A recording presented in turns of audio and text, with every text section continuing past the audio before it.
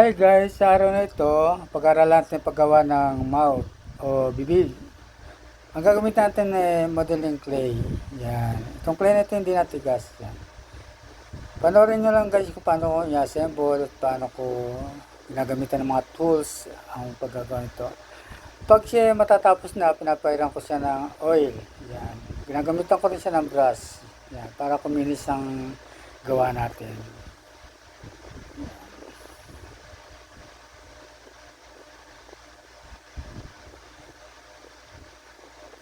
Medyo matagal-tagal ng gawin to kaya naka-fast forward siya para hindi masyadong kumain ng oras.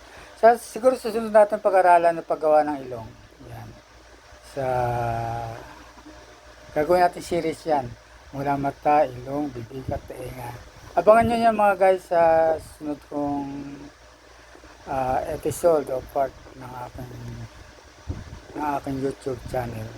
Yan. Paki-subscribe naman mga bossing ha.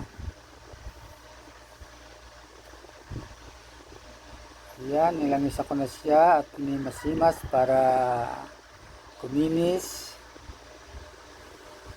Saka pag nilagyan siya oil, parang natigas ang yung modeling clay, yung clay.